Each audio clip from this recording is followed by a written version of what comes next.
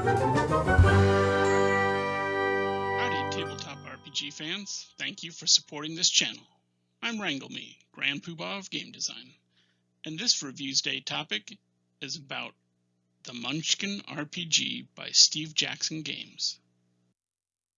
Published in 2003 by Steve Jackson Games using the D20 system and OGL, these 3 books include the Player's Handbook, Master's Guide, and Monster Manual. Designers include Steve Jackson, Andrew Hackert, Philip Reed, and John W. Mangrum. Art is by the amazing John Kovalik. In 1975, Steve Jackson worked for Metagaming Concepts before starting Steve Jackson Games. He brought the Space Gamer magazine with him. Many issues of the magazines published by Steve Jackson Games included a comic called Murphy's Rules, which made fun of the broken game designs that many board games, war games, and RPGs needed to address. Terms like Power Gamer, Munchkins, and Twinks became a common way to refer to players who sought the quickest way to maximize their player character's power, usually at the expense of other players. In 1999, Steve Jackson Games published The Munchkin's Guide to Power Gaming by James Grimm Desborough and Steve Mortime, an original parody RPG about Munchkin gameplay style,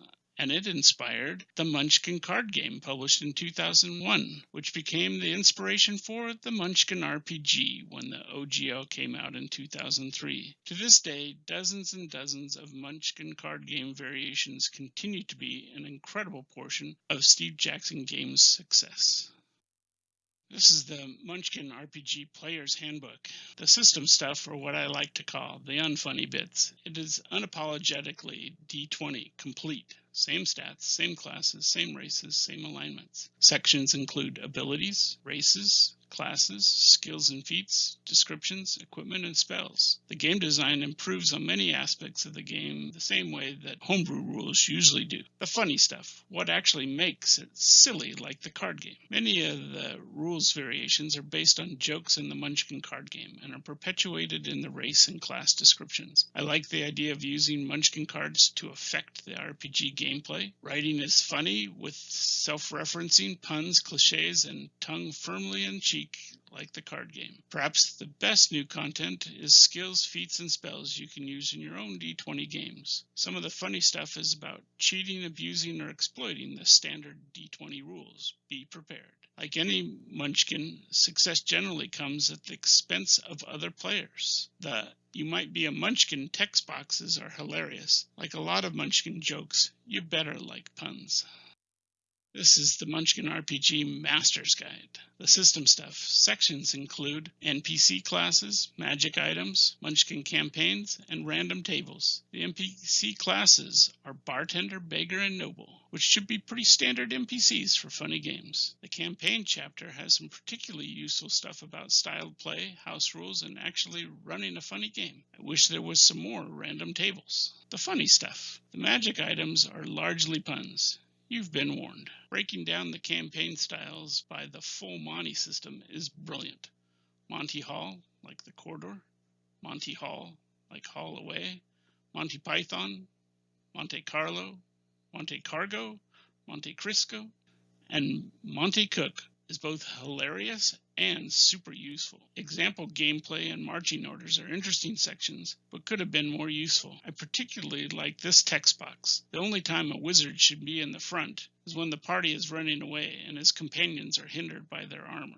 I also like this one. If you get into a car crash and your character's life flashes before your eyes, you might be a Munchkin.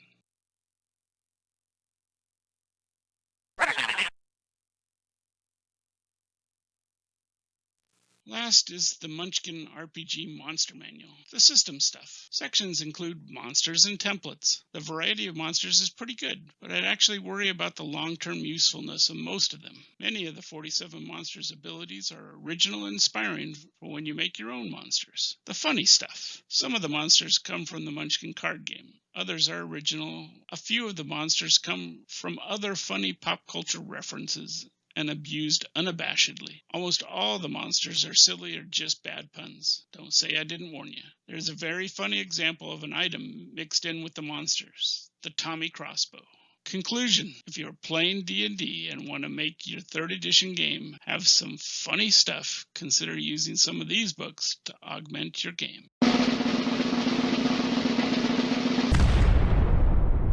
This episode is brought to you by Kaboomkin, the smaller, faster, funnier RPG of cartoon, fairy tale, post-apocalypse mayhem. It's time to blow stuff up. Get it now at www.kaboomkin.com. Thank you all for watching this episode. Hit like, subscribe, or ring the bell, or Booger will get you. If you want to see more videos like this, go to hopspush.com and buy an RPG or t-shirt. Do good, annoy evil, and bye-bye.